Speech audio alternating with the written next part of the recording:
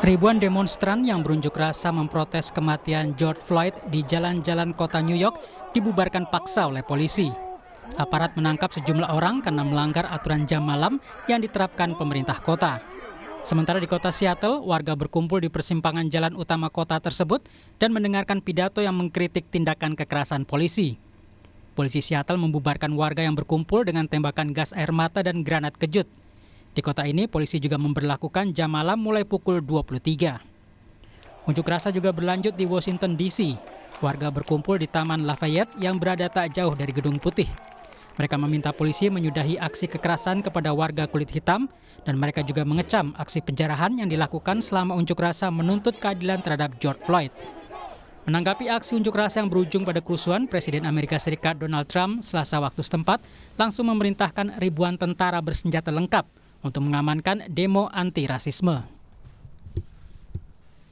I am dispatching thousands and thousands of heavily armed soldiers, military personnel, and law enforcement officers to stop the rioting, looting, vandalism, assaults, and the wanton destruction of property. Di Minneapolis, ibu dari putri mendiang George Floyd muncul ke publik dan menuntut keadilan atas kematian George Floyd.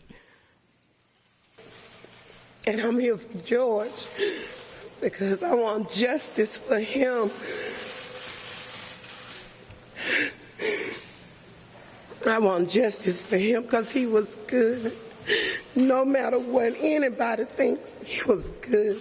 And this is the proof that he was a good man. Unjuk rasa anti-rasisme juga terjadi di Paris, Prancis. Selain mengecam keras kematian George Floyd, mereka juga memprotes kematian Adama Traoré, warga kulit hitam Prancis yang meninggal saat berada di tahanan polisi. Polisi melarang aksi unjuk rasa di tengah pandemi corona. Aparat melepaskan gas air mata untuk membubarkan para pengunjuk rasa.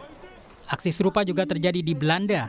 Ribuan orang berkumpul di kota Den Haag memprotes tindakan rasisme yang dilakukan polisi Amerika Serikat. Sementara itu, Perdana Menteri Kanada Justin Trudeau kehilangan kata-kata saat dimintai tanggapan terkait respon Donald Trump terhadap aksi unjuk rasa menolak rasisme di Amerika Serikat. Dia terdiam selama 20 detik saat ditanya soal penggunaan senjata dan gas air mata terhadap pengunjuk rasa.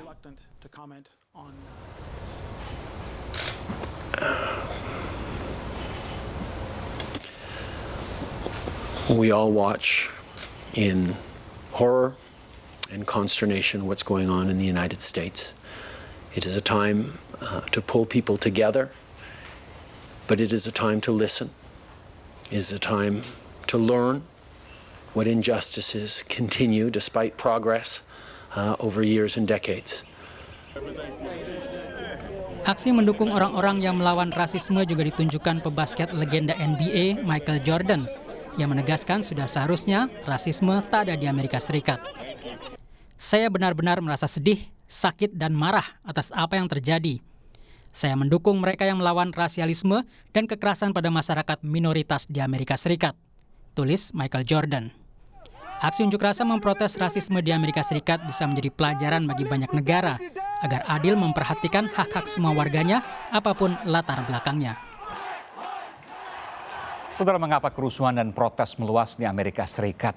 Lalu seperti apa nasib para warga negara Indonesia di sana? Kita akan berbincang dengan Teguh Faiza Shah, juru bicara Kementerian Luar Negeri Republik Indonesia, dan juga Budiarto Sambasi, jurnalis senior harian Kompas, dan Mehulika Sitepu, koresponden Kompas TV di Amerika Serikat.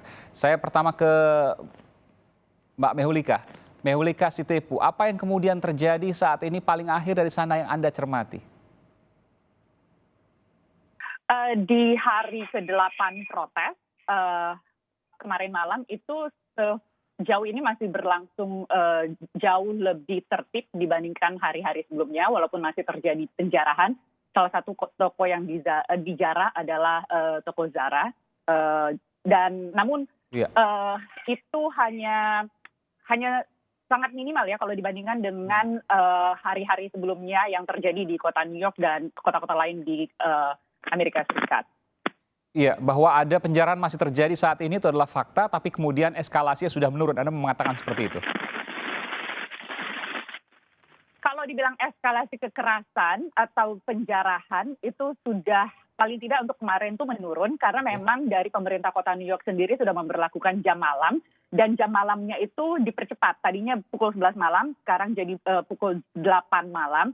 Nah, untuk konteksnya itu sekarang kota New York atau kota Amerika Serikat itu sudah masuk ke musim panas. Jadi jam 8 malam itu masih terang benderang. Dengan diberlakukan jam malam yang masih terang pukul 8 malam itu sebenarnya untuk mengantisipasi jangan sampai ada celah lagi supaya terjadi penjarahan di toko-toko ataupun kekerasan di malam hari ketika sudah gelap. Untuk toko-toko yang mahal ataupun toko-toko di daerah tempat protes sendiri, itu sekarang sudah diantisipasi oleh para pemiliknya. Ya. Itu sudah ditutup dengan papan atau juga dengan pagar kawat supaya tidak terjadi lagi penjarahan di situ. Jadi sudah minimal sekali untuk penjarahan, tapi protes masih terus berlangsung. Tentu menjadi keprihatinan, karena ini hari keberapa mungkin Anda bisa jelaskan? Apa yang terjadi di Amerika pertama dimulai di Minnesota ya, lalu kemudian berkembang ke daerah-daerah lain. Ya, hari ini hari Rabu pagi.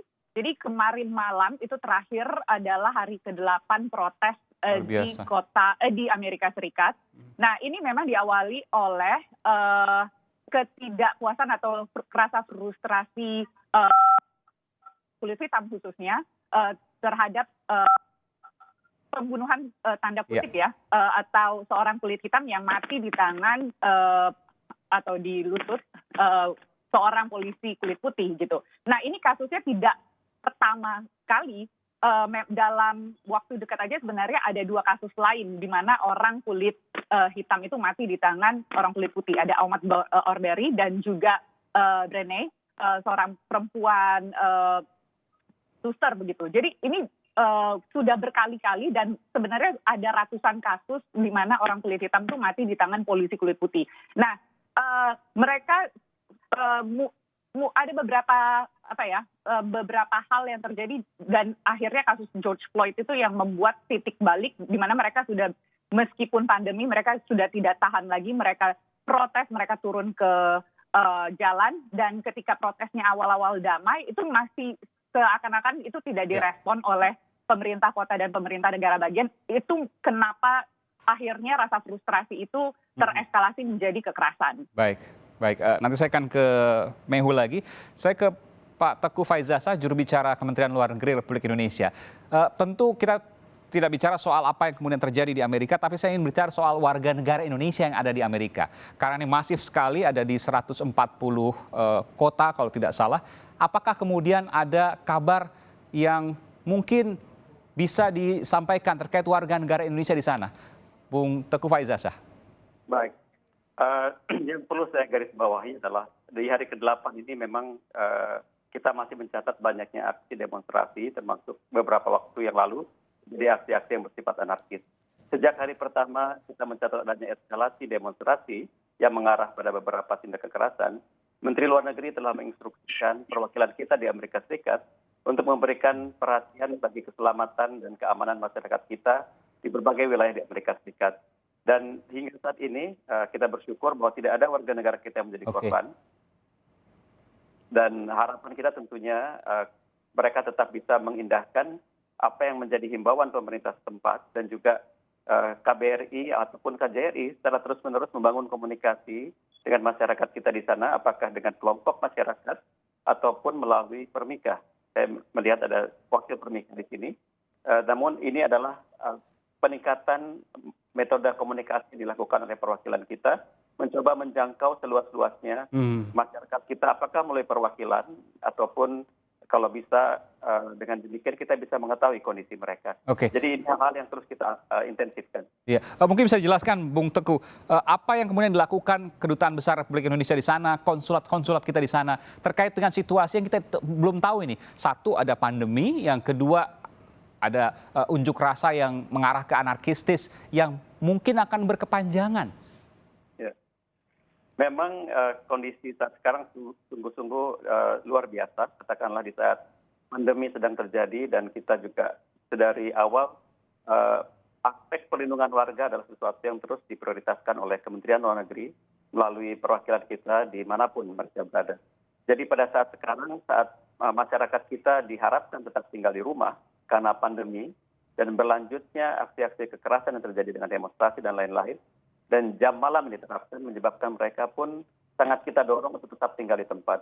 Kami mencatat bahwa masyarakat Indonesia pada umumnya di Amerika Serikat, mereka mengindahkan apa yang menjadi himbauan dari otoritas tempat, dan dari laporan yang kita peroleh dari KJRI dan lain-lain, sampaikan ke Menteri Luar Negeri, kita mengikuti bahwa mereka pada umumnya bersikap baik, dan memang kita melihat untuk berapa lama kemungkinan demonstrasi dan aksi-aksi turun ke jalan ini terjadi. Namun dari pantauan kita, masyarakat kita masih bisa mengelola kesehariannya, dan itu merupakan satu hal yang baik. Mudah-mudahan tentunya harapan kita dalam waktu yang dekat bisa segera selesai aksi turun ke jalan ini. Baik, saya sudah menanyakan tadi bagaimana kondisi situasi langsung di Amerika Serikat, bagaimana kondisi warga negara Indonesia. Saya ingin mendapatkan pandangan, insight dari seorang wartawan senior, Bung Budiarto Sambasi, jurnalis harian Kompas. Apa yang sesungguhnya terjadi? Apa yang melatar belakangi dari unjuk rasa yang kemudian berkepanjangan? Kita tahu bahwa pertama dipicu oleh kejadian rasisme yang kemudian berkepanjangan, tapi apakah ada unsur-unsur lain? Tentu kita akan bahas nanti setelah jeda berikut ini. Saya akan langsung nanti ke Bung Budiarto Sambasi. Tetaplah bersama kami di Sapa Indonesia Malam.